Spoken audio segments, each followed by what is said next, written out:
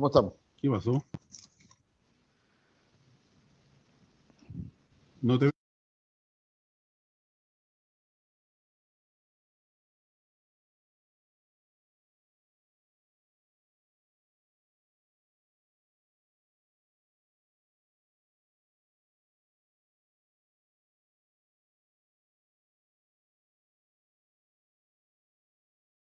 Aquí estamos nuevamente junto a ustedes en una nueva edición de su programa Verdadera Justicia, aquí en El Vecino Normal. Este programa sale a ustedes gracias a la Fundación Comprometidos, cuando faltan pocos minutos para las 20 horas del día 19 de junio del 2020. Estamos empezando, ya no es invitado, es como de la casa porque lo hemos tenido varias veces, pero la coyuntura nacional quisimos pedirle la opinión porque hay muchas cosas que conversar, están pasando muchas cosas en nuestro país. Silva Cuadra, sociólogo, cientista política, comentarista de Hispan TV, RT en español. ¿Cómo estás, Esteban? Él es presidente también de la Fundación Constituyente 21. ¿Cómo estás, Esteban? Claudio? ¿Cómo estás y cómo están todas y todos los televidentes de este programa? Aquí estamos, en tiempos de pandemia, con frío, Sí, no aquí, sino que el frío que tenemos en la región metropolitana y en otras zonas. Pero bueno, aquí dándole. Así es. Gracias por invitarme al programa. No, gracias a ti por participar siempre. Esteban, a ver, para entrar en materia de lleno, cuando a pocos días de haber descubierto que prácticamente el gobierno estaba manipulando las cifras de contagios de la pandemia, cuando vemos que se desató en la parte más complicada de la curva va ascendiendo muy bruscamente y no sabemos hasta dónde va a llegar.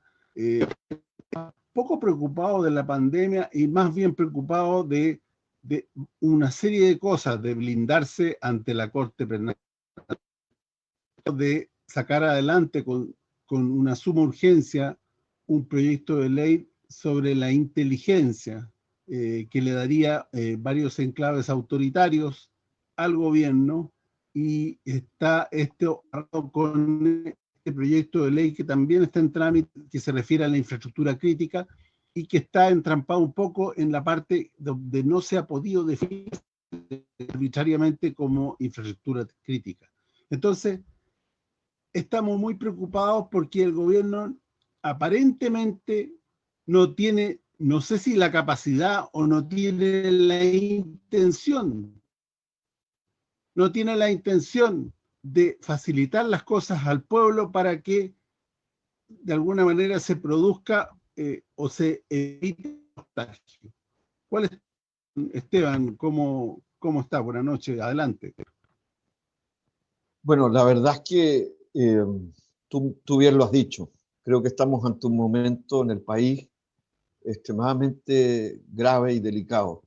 En primer lugar, las cifras de personas fallecidas que tienen nombres y apellidos, que son vinculaciones familiares, personas con historias concretas, nombres concretos, está subiendo de manera gravísima, ¿no? Y lo que hace más grave todavía, ¿no? De que se haya manipulado o ocultado, como lo dijimos en un programa anterior en que me invitaste, que se haya ocultado y minimizado las cifras de personas fallecidas. Hoy día son más de 200 y tantas personas, ayer también, o sea, ya se disparó porque se empezaron a sincerar las cifras. En segundo lugar, hoy día van más de 6.000 personas más todavía, de personas que están contagiadas. Diariamente estamos en un promedio altísimo y el nivel de contagio, la tasa de contagio desde el punto de vista epidemiológico es altísima, es decir, por cada 3 personas que se hacen un test, 1 resulta dando positivo, y eso es del orden, según las predicciones incluso de epidemiólogos, tanto estándares internacionales como nacionales, altísimo en el caso de la región metropolitana, sin ir más lejos, y también en otras regiones como Antofagasta, etcétera, pero en la región metropolitana estamos hablando de entre 37, ¿no?, al 39% de contagio, de potencialidad de contagio. Entonces estamos ante un momento extremadamente grave. En segundo lugar, hubo cambio de ministro, salió Mañalich, ¿no?, que está siendo acusado.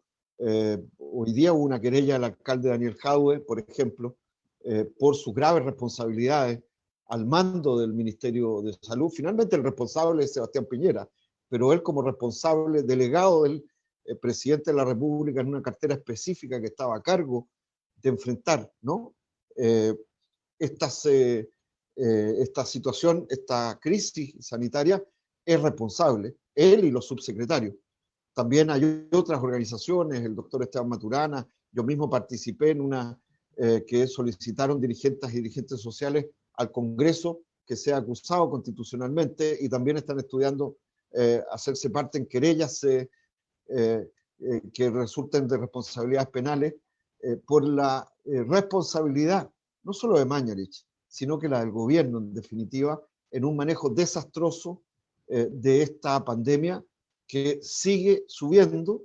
Y quiero con esto insistirte que creo que lamentablemente teníamos razón, es lamentable tener razón en estas circunstancias, sin lugar a dudas, cuando en marzo, desde Unidad Social, desde un conjunto de organizaciones sociales, profesionales, sectores sociales y políticos, insistimos en que era fundamental iniciar un periodo drástico de cuarentenas sociales, de cuarentenas drásticas, con los respectivos apoyos sociales, económicos, para las personas que no pueden o que no tienen ingresos y que no pueden quedarse en sus casas sin tener que salir de manera dramática a ganarse el pan, ¿no? Pero lamentablemente hoy día se ha comprobado que teníamos razón y que este fue un gobierno negligente, fue un gobierno altivo, fue un gobierno que a través del Ministerio de Salud cometió error tras error, y hoy día estamos pagando las consecuencias. Entonces, ese es el contexto en que estamos viviendo en estos momentos. Por eso hoy día la discusión es entre qué tipo de medidas. La discusión es sobre las insuficiencias respecto de los paquetes, no solo de ayudas sociales, sino que permitan efectivamente a las familias, ¿no?, tener ingresos básicos de emergencia en este periodo, ¿no? El gobierno viene de concluir con un sector muy menor, en mi opinión, y poco representativo desde el punto de vista de esta demanda, un acuerdo muy desdibujado, que creo que es un mal acuerdo, ¿no?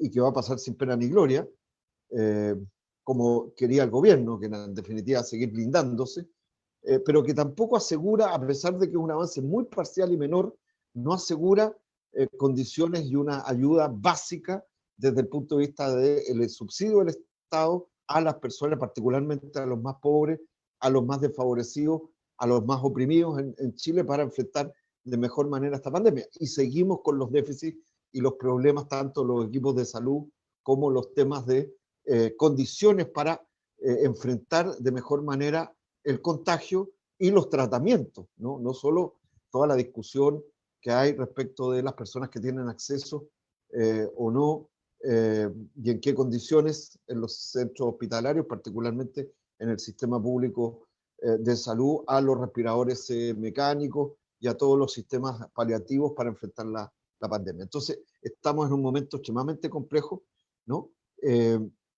Vemos un gobierno que busca blindarse, pero que se le escapó de las manos por las negligencias y los errores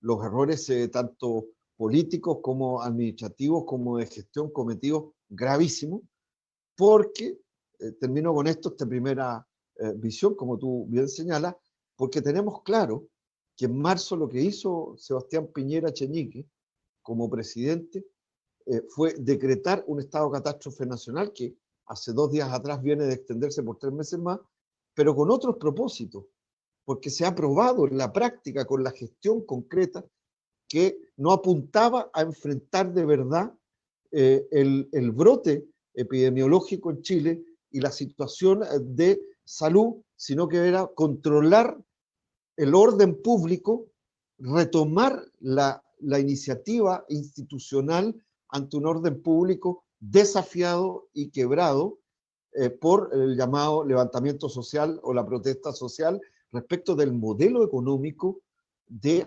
abusos, de concentración económica, de desigualdad, que hoy día, frente a la profundización del contagio, de las personas enfermas, de la situación de crisis también de nuestro sistema de salud, ha quedado al descubierto, y el tema del hambre, en definitiva, conectada a Internet, ha quedado al descubierto que fueron medidas tomadas con un propósito distinto y que más bien buscaban, al retomar el control político, solo y después de eso, enfrentar la pandemia, y lo hicieron tarde, de mala manera, no escucharon, fueron altivos, y estamos ante estas consecuencias que estamos viviendo hoy día, que espero podamos enfrentar para poder aplacar, en definitiva, el crecimiento exponencial del contagio, pero al mismo tiempo enfrentar las condiciones de salud sanitaria que requiere de urgencia la población.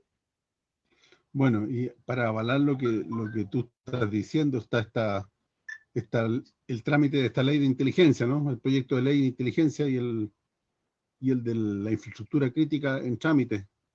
Mira, la verdad, sí, la verdad es que es muy importante que las personas que nos ven y que nos escuchan con esta matriz, porque está lleno de gente que discute de cifras, ¿no? De un puntito más, un puntito menos, o el tema de las cajas. ¿Te has fijado que las cajas de alimentos que fueron un desastre desde el punto de vista cómo se han repartido, que al final lo hicieron unilateralmente con un anuncio irresponsable de Piñera, ¿no? Que tuvo que al final canalizarlo vía los municipios con una metodología que además está llena de contradicciones? Hay gente que no tiene ningún tipo de necesidad o que está en mejores condiciones, que ha recibido cajas en varias oportunidades, hasta parlamentarios han recibido cajas, imagínate, ¿no? Pero ya ni siquiera hablan de eso porque les da hasta vergüenza, porque sencillamente porque no quisieron, ¿no?, poner dinero directo en los bolsillos de las y los chilenos, de los trabajadores chilenos, para enfrentar esta condición, ¿no?, desde el punto de vista de Hacienda. Y en ese contexto tenemos que entender lo siguiente. Lo que ha hecho, y la matriz central del gobierno de Piñera, es, al enfrentar de mala manera, ya lo tenemos claro, y lamentablemente con déficit sustantivo desde el punto de vista sanitario, epidemiológico y político, y de gestión, por lo tanto, lo que ha hecho es privilegiar el profundizar el control público para defenderse y blindarse como gobierno, porque Piñera estaba francamente cuestionado por el 90% de la población, y activamente, ¿no? Y sigue con un bajo nivel de adhesión completa, más allá que han querido blindarlo a través de los grandes medios de comunicación, a través de un parlamento que está capturado por ellos, porque está inmóvil, ¿no? Y comete error tras error, y de manera aislada, y no representa bien los anhelos y las demandas hoy día de la población, etcétera. Lo que han hecho es seguir blindándose para blindar el modelo económico neoliberal de abuso y de concentración económica privada.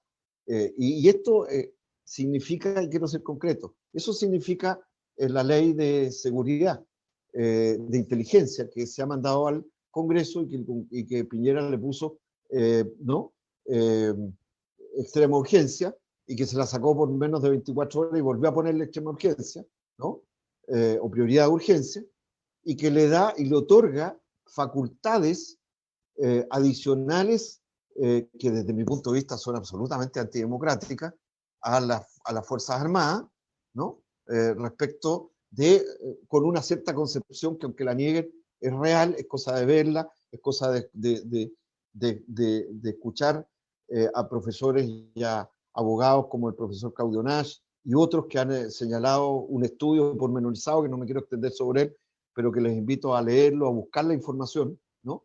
Que le entrega facultades que colocan a las Fuerzas Armadas bajo una lógica, en definitiva, de construir mecanismos frente a un enemigo interno. Igual que le entregan posibilidades de tener agentes encubiertos a la Agencia Nacional de Inteligencia, que dirige un ex almirante, que es el señor Jordán, ¿no?, que es en definitiva una agencia de supuestamente coordinación y de reflexión y de análisis de inteligencia, pero aquí le da facultades a un gobierno de turno, en definitiva, ¿no? A una lógica política de inteligencia con lógica de enemigo interno, con lógica de persecución interna que no me cabe la menor duda va a agudizar aún más los actos reñidos con la legalidad, aún esta actual legalidad institucional de persecución que han habido en contra de dirigentes y dirigentes sociales, ¿no? De seguimientos ilegales, de escuchas ilegales de sus comunicaciones, de fichajes ilegales como el que hizo la dirección de Carabineros y fue público y conocido gracias a hackers tiempo atrás, y otros niveles de hostigamiento entre las cuales yo me encuentro también, ¿no? Por lo tanto, conozco un poco el tema sobre esta materia, porque mi caso está en una fiscalía, así como de muchas otras personas, pero en definitiva creo que ahí hay un elemento. Entonces, esto contrasta con lo que muestran los diarios. O sea, mire, hoy día el diario El Mercurio dice: Ejército sanitiza y cocina en barrios vulnerables. Esta es una información que la muestro ahí, ¿no? Que les invito a leer en El Mercurio, que dice que se han hecho jornadas en Conchalí, Maipú y La Pintana, en que hay ranchos solidarios, una suerte de ollas comunes, ¿no? Y se plantean luego para Puente Alto y Cerrillo.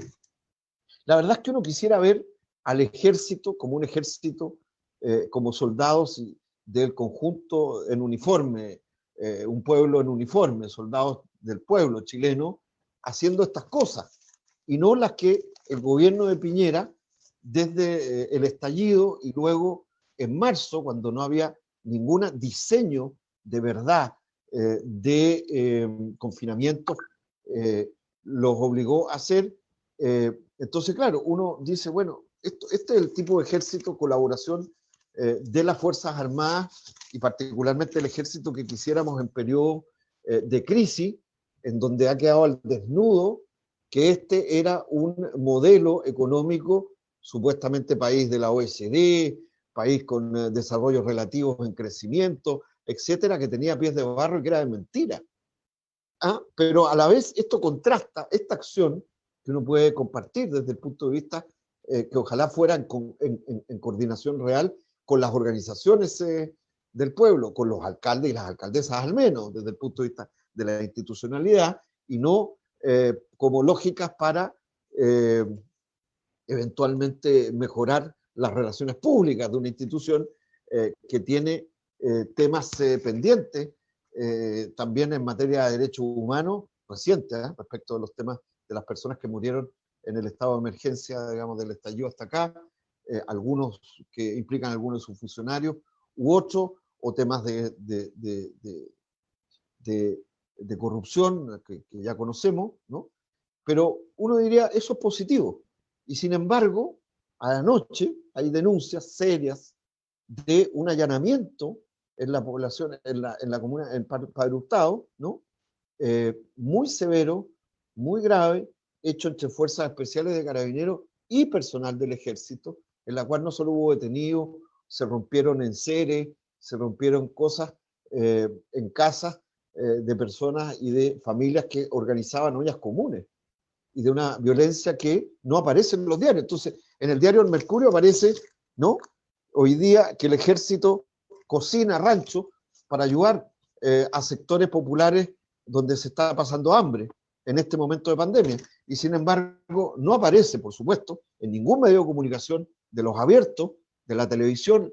Les invito a buscar esto, o los escritos, no aparece esta otra situación en que se está fortaleciendo las lógicas represivas y cuyo responsable, insisto, más que el ejército, es el gobierno de Piñera, que está utilizando, y particularmente ahí el señor Alberto Espina, que es un político, ha sido senador, ha sido diputado, ha sido dirigente de Renovación Nacional, y que son gente que utiliza y está utilizando el ejército para lógicas de contención política interna de un gobierno que está cuestionado desde su base, de sus tentaciones básicas, porque no ha hecho bien las cosas, pero también de un gobierno que defiende un modelo económico que está siendo cuestionado, rechazado, y que está haciendo agua por todos lados. Y creo que este es un tema muy importante. Hay muchos temas, son tantos los temas, te diría. Hoy día, por ejemplo, en este mismo diario, para seguir, se muestran las fragatas australianas, que costaron 2 fragatas que ya llegaron, pero son fragatas que ya tienen 30 años y que fueron compradas por la Armada chilena. Claro, dicen que fueron refaccionadas, entonces que son muy modernas, pero son millones de dólares que nos cuestan, en circunstancias que tenemos un gobierno que administra un Estado que es incapaz de ofrecer mínimamente a un derecho que tenemos las y los chilenos frente a una crisis de esta naturaleza, como que tengamos un ingreso de emergencia básico que esté por encima de la línea de la pobreza, de 460.000 pesos. Y su oferta y sus propuestas son poco menos que nos hace una concesión en un muy mal acuerdo, ¿no? Que solamente lo suscribe un sector que no representa a la gran mayoría, no tengo ninguna duda, no solo de la oposición, de las y los chilenos, tanto organizados como no organizados, frente a este momento. Entonces, tenemos una serie, una lógica que busca blindar el modelo económico con insensibilidad en un momento en que requerimos replantear cuestiones centrales y aún sin cambiar el gobierno, más allá que la demanda sea que se vaya Piñera por vastos sectores de Chile, más allá de esta que estamos en una emergencia, pero aún cuando siguiera un gobierno que no quiere abrirse a una mínima lógica que signifique tener heterodoxia desde el punto de vista económico y de Hacienda y de lo que es la inversión pública, ¿no? Que pareciera ser que su verdadero presidente en lo económico es el señor Juan Sutil, ¿no? Del empresariado, que se permite además, como habremos visto, ¿no?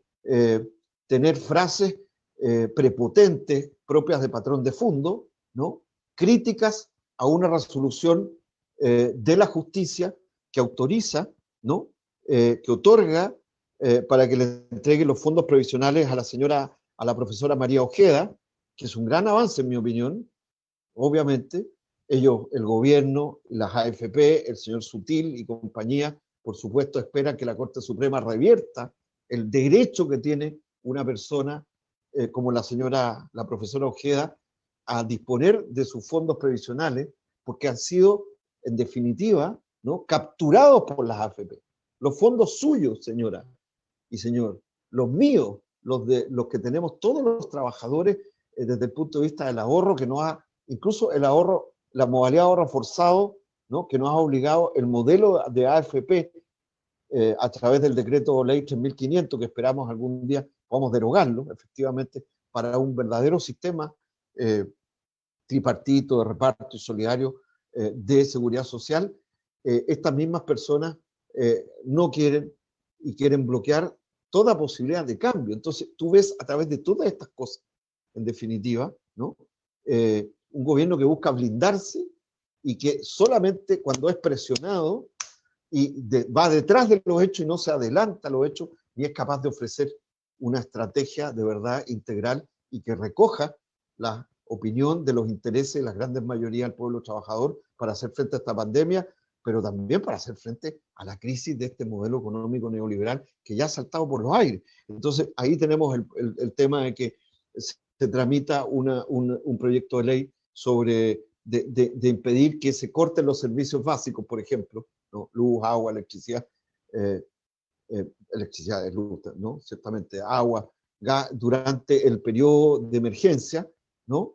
Y los parlamentarios, por supuesto, del bloque oficialista a la derecha, y la ultraderecha, que es el bloque oficialista, por supuesto que se niegan, ¿no? Y el gobierno amenaza de ir al Tribunal Constitucional, porque al final el Tribunal Constitucional es el blindaje institucional que crearon para blindarse constitucionalmente con la actual constitución neoliberal que nos rige, para impedir que estas cosas ocurran en favor del pueblo trabajador, de la grande mayoría. Si es más simple, pero a la vez ellos lo presentan de otra manera, ¿no? Lo mismo que ha pasado con la discusión vergonzosa, la votación de algunos senadores, incluyendo algunos senadores supuestamente opositores, como el senador Juan Pablo Letelier, la senadora Goch y otros, respecto al tema del postnatal de emergencia, ¿no? En el Senado. Entonces, estamos frente a una cantidad de hechos permanentes de blindaje del modelo económico que impiden, ahí voy, termino en esta parte con eso, que impiden enfrentar de mejor manera y de manera más integral una pandemia que necesitamos, de verdad, vencer desde el punto de vista de mayor infraestructura y recursos de nuestro sistema público, del sistema de hospitales públicos, del Fondo Nacional de Salud, de la infraestructura de nuestros trabajadores y equipos de salud, y al mismo tiempo con las condiciones que impidan el hambre frente al desempleo, frente a la crisis económica que se ha agudizado, porque ya existía antes, lamentablemente en esta situación de COVID-19. Sí, y a todo lo que tú has dicho, a lo que está en trámite en el Congreso, hay que agregar la persecución que se ha desatado contra los medios alternativos, las televisiones y radios comunitarias, etcétera, etcétera, poniéndole todo tipo de dificultades para que puedan sacar, por ejemplo, un salvoconducto. Entonces, bueno, ahí se sigue agudizando el problema del autoritarismo y vamos perdiendo cada vez más libertad. no, por supuesto, yo creo que esto es más claro. Hay autoritarismo, gobierno, en las instituciones que el gobierno además es impulsando, que me parece extremadamente grave, y al cual hay que denunciarla y hay que reaccionar desde el punto de vista de las organizaciones de la sociedad, de las instituciones de la sociedad, incluyendo en lo que es formación, no solo para quedarse denunciando, porque es posible construir otro tipo de país, por supuesto. Yo no tengo de que una coalición antineoliberal, amplia, democrática en Chile, enfrentaría absolutamente de otra manera y de manera seria y responsable una pandemia de esta naturaleza y sobre todo las implicancias de la falta de protección social que tenemos los chilenos, muy distinta a lo que está haciendo la derecha con el señor. Pero si me permites, aquí hay una cosa que tú dices de las restricciones a los medios de comunicación o comunitarios o sociales, muestran el verdadero Chile que no aparece en los canales de televisión abiertos, que son monopólicos, ¿no? Son monopólicos de una visión única de lo que está ocurriendo, son como los matinales, ¿no? Hay una visión. Y cuando aparece alguien que tiene un punto de vista distinto, casi no lo dejan hablar.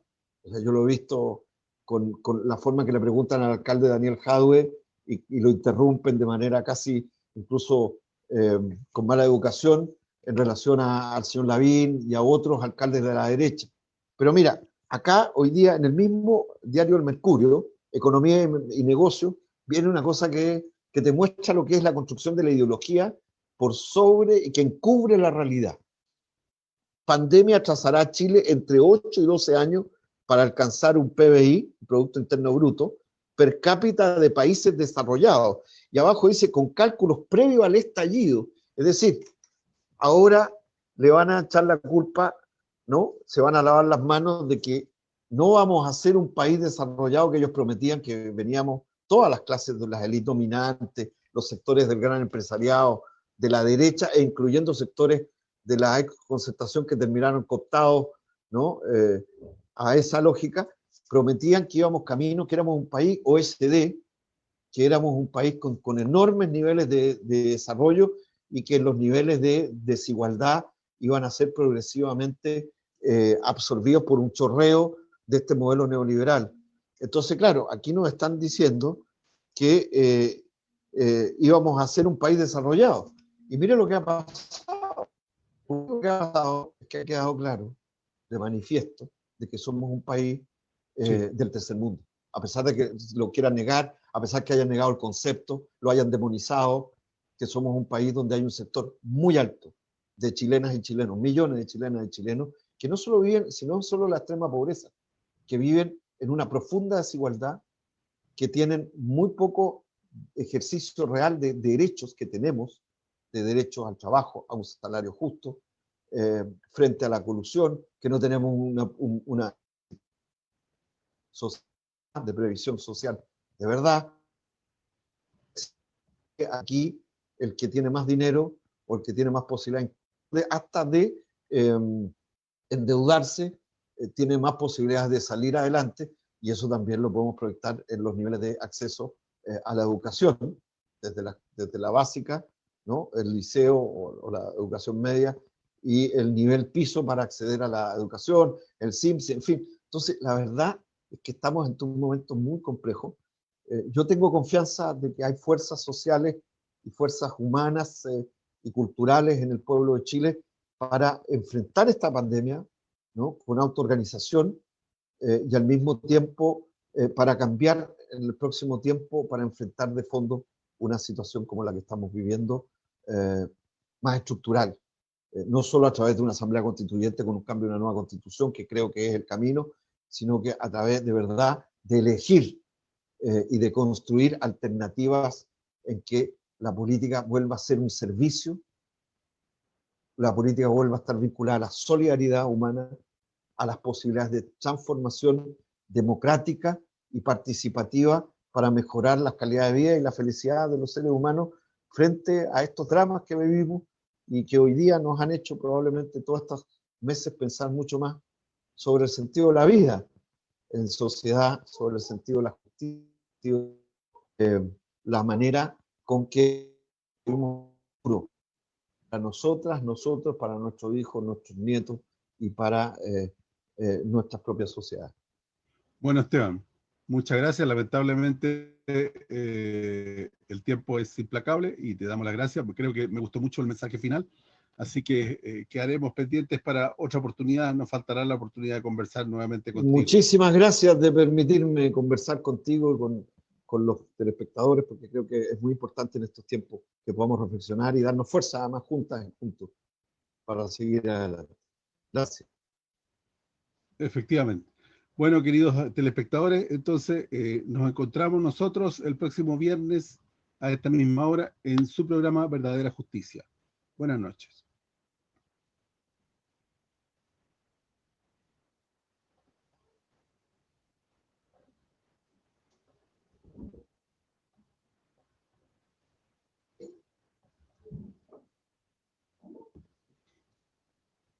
Gracias, nos vemos. Ya. Chao, chao. Chao.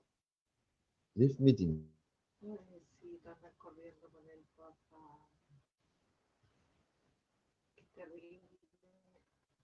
Dimas. Perdóname, Dimas.